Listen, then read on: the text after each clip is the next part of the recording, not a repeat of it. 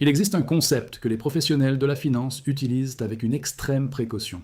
Un concept qui, une fois qu'il s'applique, ne peut plus être retiré. Ce concept, c'est le signe noir. Nassim Taleb l'a défini avec une précision chirurgicale. Un signe noir n'est pas simplement un événement rare, il a 3 propriétés spécifiques. Il est statistiquement improbable sur la base de l'histoire passée. Il produit des conséquences extrêmes lorsqu'il se matérialise. Et rétrospectivement, une fois qu'il s'est produit, les gens construisent des explications qui le rendent évident. La 3e propriété est la plus importante, parce qu'elle signifie que les signes noirs ne sont presque jamais identifiés en temps réel. Ils sont reconnus après que la position a déjà été prise ou perdue. Ce que je vais vous montrer aujourd'hui, en utilisant uniquement des données publiques vérifiées, c'est que le marché de l'argent métal se trouve en ce moment précis à l'intérieur d'un événement de type signe noir. Et je vais avancer quelque chose de plus précis que cela. Ce signe noir n'est pas une explosion soudaine sur une séance de bourse. C'est une migration structurelle d'une pression colossale à travers un système physique qui ne peut pas l'absorber. La mèche n'est pas en train de brûler vers vendredi prochain. Elle a déjà été allumée. La pression se déplace déjà. Et la direction dans laquelle elle se déplace, c'est vers un coffre-fort qui sera plus petit, une chaîne d'approvisionnement plus lente, et une fenêtre de livraison qui arrivera avec encore moins de marge que celle dans laquelle nous vivons en ce moment. Voici les faits. Aujourd'hui, mercredi 25 février 2026, l'argent métal s'échange à 90,52 $ l'once. L'or est à 5 209 $. En 6 séances de bourse, du 18 au 24 février, l'argent est passé de 77,18 $ à plus de 90 $. C'est une hausse de 17% en moins de 2 semaines. L'or sur la même période a progressé de moins d'1%. L'argent surperforme l'or par un facteur de 17 contre 1. Ce n'est pas une coïncidence, c'est un squeeze. Pas l'effondrement catastrophique de livraison que certains analystes prédisaient, un squeeze documenté, mesuré, piloté par le prix. Et il se produit devant nous, en temps réel. Mais voici la question que presque personne ne pose correctement. Lorsqu'un squeeze se produit sur un marché à terme et que les contrats sont reportés vers des mois ultérieurs, plutôt que réglés en métal physique, où va la pression? Elle ne disparaît pas. Elle migre. Et ce vers quoi elle migre, c'est un coffre-fort qui sera plus petit qu'aujourd'hui, une chaîne d'approvisionnement avec un problème nouveau et sérieux, et une fenêtre de livraison de mai qui détient actuellement plus de créances papier que Mars n'en détenait quand ce squeeze a commencé. J'ai documenté tout cela.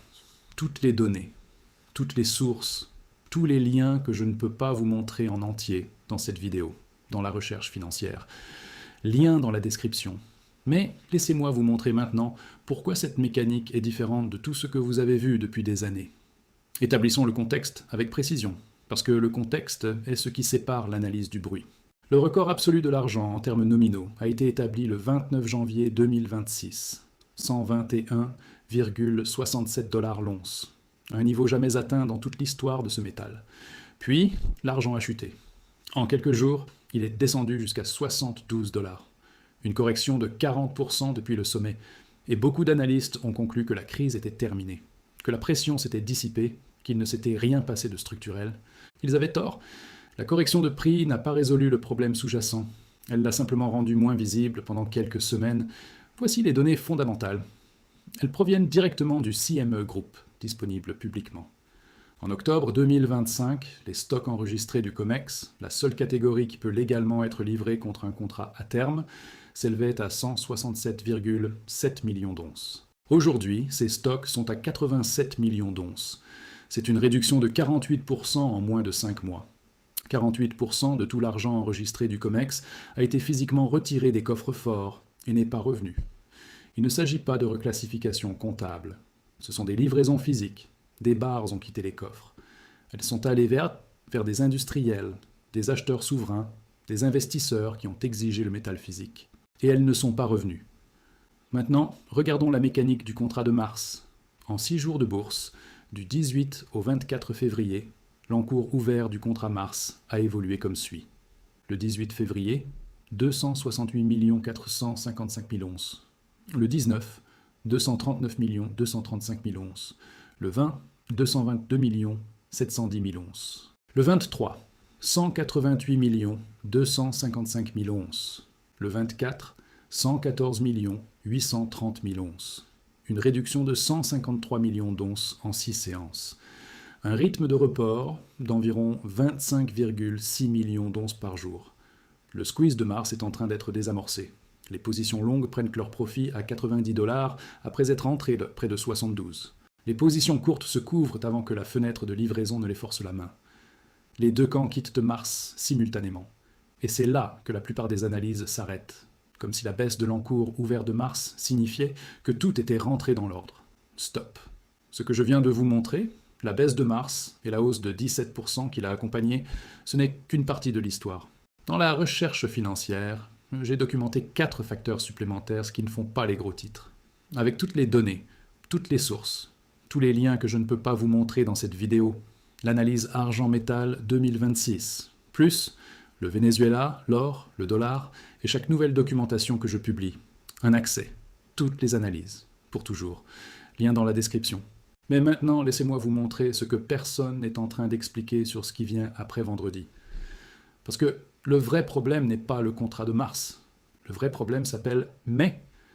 La page du CME Group qui affiche les volumes et les positions ouvertes ne montre pas uniquement l'encours de mars. Elle montre la décomposition sur tous les mois de contrat. Et la colonne mai dit tout ce que vous avez besoin de savoir sur ce qui se passe après vendredi. Le 18 février, le même jour où Mars détenait 268 millions d'onces, l'encours ouvert de mai était à 229 710 000 onces. Regardez ce qui est arrivé à mai pendant les 6 jours où Mars s'effondrait. Le 19, 255 450 000 onces. Le 20, 280 735 000 onces. Le 23, 324 150 000 onces. Le 24, 350 860 000 onces. L'encours ouvert de mai a augmenté de 121 millions d'onces en 6 séances de bourse, au cours de la même période où Mars perdait 153 millions d'onces. La mathématique confirme ce que les données montrent. La grande majorité des sorties de Mars sont devenues des entrées dans mai. La pression n'a pas quitté le marché, elle a changé de date de livraison. C'est le mécanisme que la plupart des analyses de la hausse de cette semaine ont complètement manqué. Les analyses bots qui prédisaient un défaut de livraison vendredi ont vu la baisse de l'OI de Mars et ont dit que le squeeze se dissipait. Les analyses qui minimisaient le squeeze ont vu la baisse de l'OI de Mars et ont dit que rien ne se passait. Les deux lectures sont incomplètes. La lecture correcte est celle-ci. Le squeeze a comprimé le contrat de Mars si efficacement à travers l'action du prix que les positions longues ont pris leur profit et les positions courtes se sont couvertes. Mais les détenteurs institutionnels qui croient en la thèse de la tension physique n'ont pas quitté le marché. Ils ont roulé vers mai. Ils font le pari délibéré que les conditions structurelles qui conduisent ce squeeze, le drainage des coffres, la demande orientale, la perturbation de l'approvisionnement que nous allons examiner en détail, ne vont pas se résoudre d'ici la fenêtre de livraison de mai. Ils parient que mai fera face aux mêmes contraintes physiques que Mars est en train de naviguer. Et ils positionnent 350 millions d'onces d'encours ouverts au-dessus d'un coffre qui ne détient aujourd'hui que 87 millions d'onces enregistrées. Si vous êtes encore là, vous avez compris de quoi il s'agit vraiment. La question est simple. Voulez-vous toutes les documentations ou seulement ce résumé, la recherche financière complète, analyse argent-métal, Venezuela, or, dollar, et tout ce qui vient, lien ci-dessous. Continuons. Posez-vous maintenant la question qui découle de cela. À quoi ressemblent les coffres quand la première journée de première notice de mai arrive? Pour répondre à cela, vous devez comprendre quelque chose qui n'a pas été couvert sur la plupart des plateformes financières cette semaine. Quelque chose qui se passe en ce moment au Mexique et qui a fondamentalement changé l'équation d'approvisionnement pour l'argent enregistré du COMEX. Pour que le drainage des coffres s'inverse, pour que les 87 millions d'onces enregistrées augmentent vers des niveaux qui pourraient confortablement absorber la demande de livraison de mai, il faut que de l'argent neuf afflue dans les entrepôts du COMEX. Cela signifie des lingots d'argent raffiné répondant aux spécifications COMEX, transitant des mines et des raffineries à travers des réseaux logistiques jusqu'aux entrepôts de dépôt approuvés à travers les États-Unis. La source principale de cet argent raffiné est le Mexique. Le Mexique est le plus grand producteur d'argent au monde en volume. Ces mines alimentent la chaîne d'approvisionnement mondiale.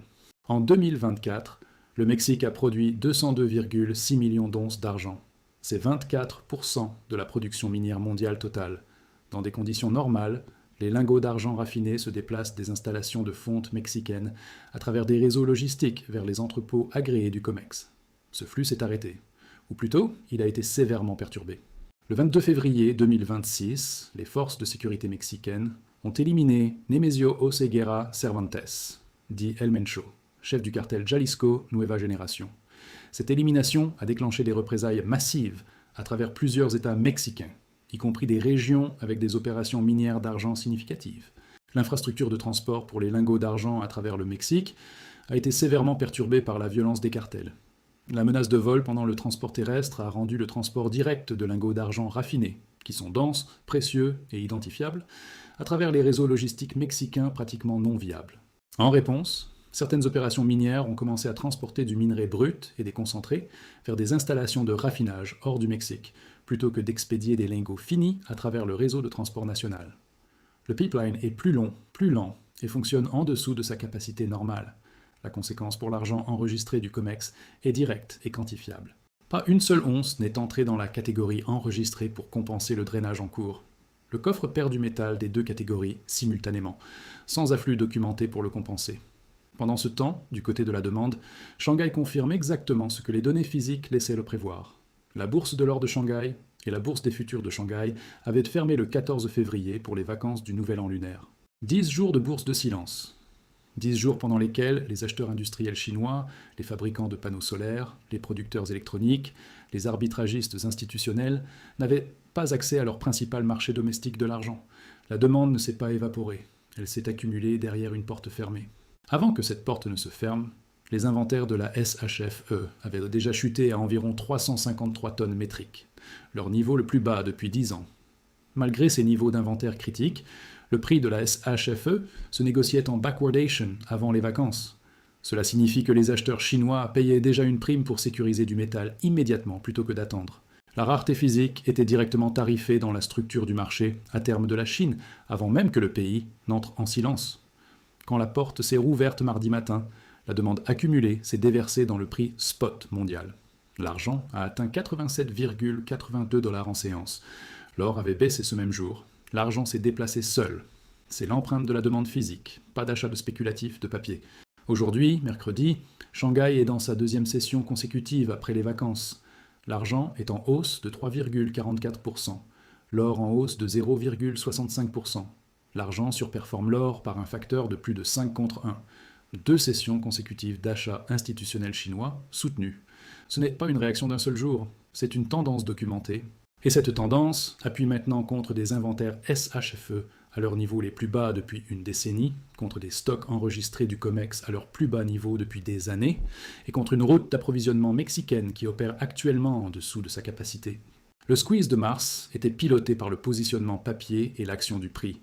La mise en place de mai est pilotée par quelque chose qui ne roule pas vers l'avant. La demande physique ne roule pas.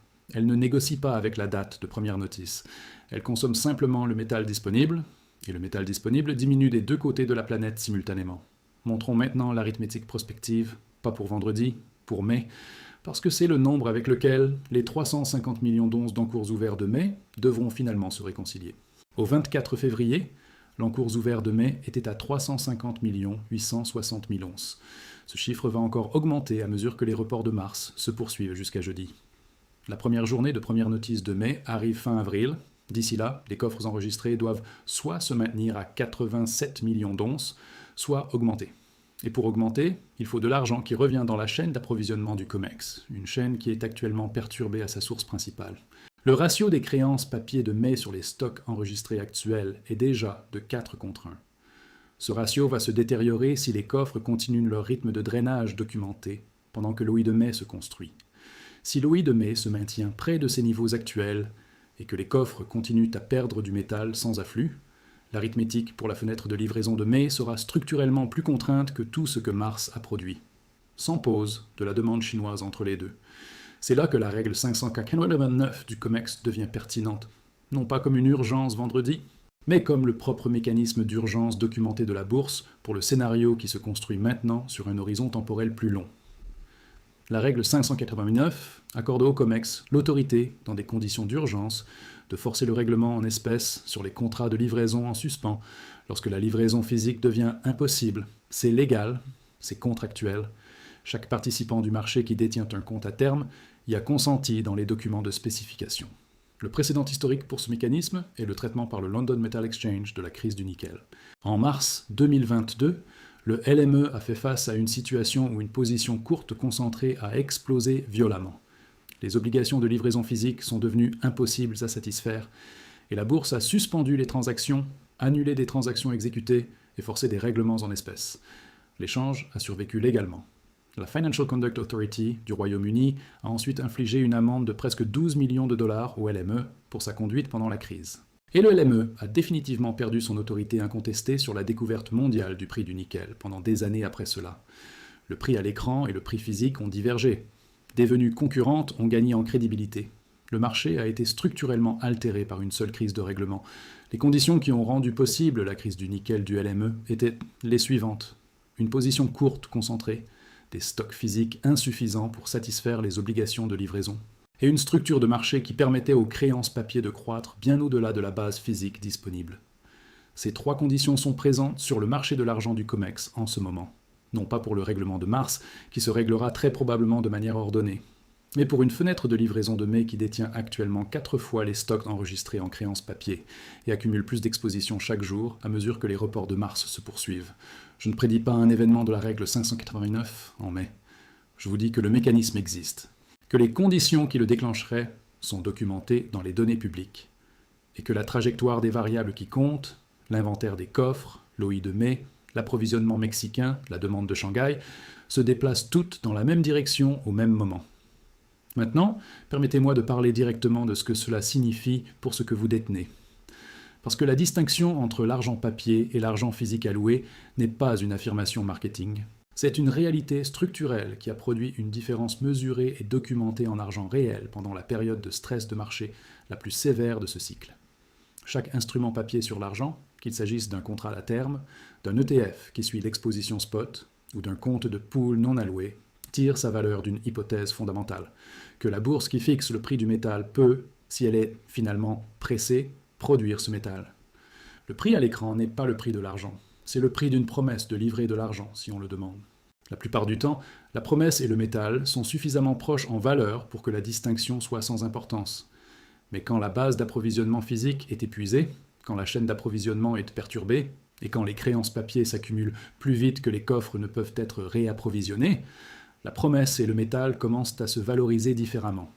Et les détenteurs de chaque instrument vivent des résultats différents. Ce scénario s'est déjà produit, pas comme une théorie, comme un fait documenté, avec des chiffres précis, vécus par des investisseurs réels.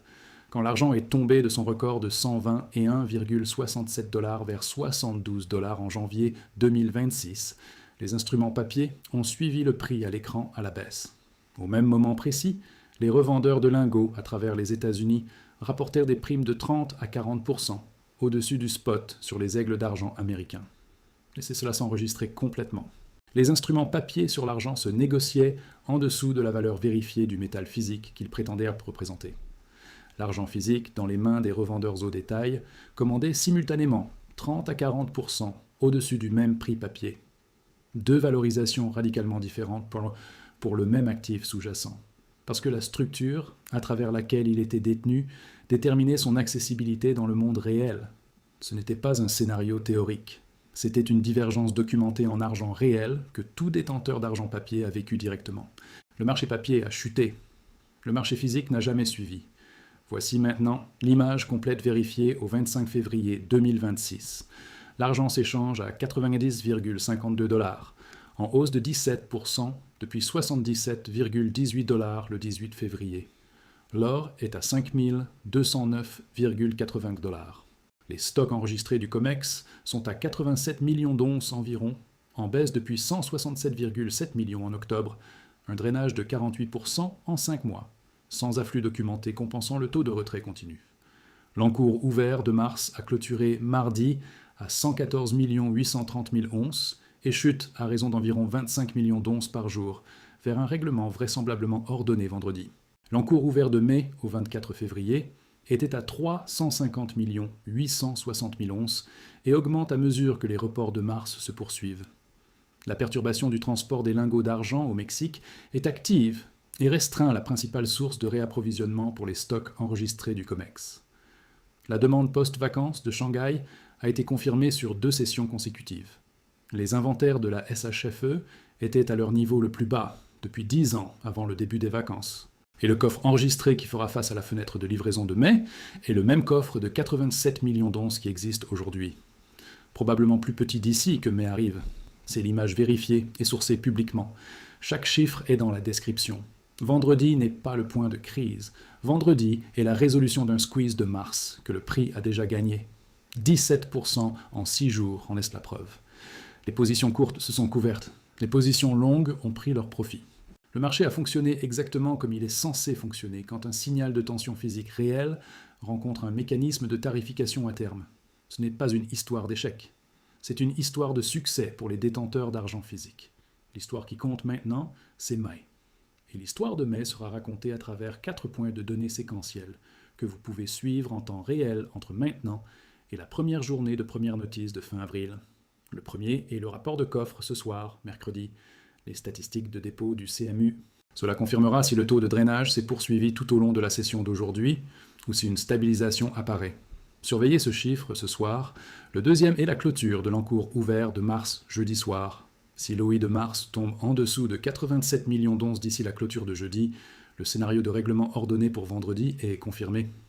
Le troisième est la trajectoire hebdomadaire des coffres au cours des 4 à 6 prochaines semaines. Si la situation mexicaine se résout et que l'argent recommence à affluer vers les stocks enregistrés du COMEX à des taux supérieurs au drainage actuel, la pression de mai s'atténue.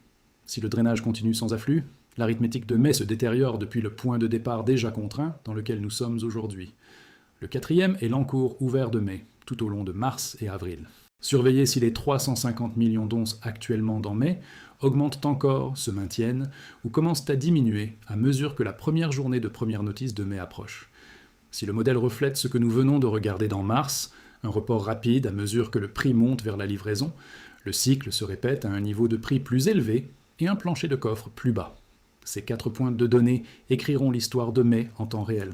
Ils sont tous disponibles publiquement, ils sont tous gratuits d'accès, et ils vous diront tout sur la question de savoir si la pression structurelle qui a piloté un mouvement de 17% de l'argent en 6 jours est épuisée, ou si elle reprend simplement son souffle avant son prochain mouvement. Le signe noir dans l'argent n'est pas un événement de défaut unique sur un vendredi spécifique.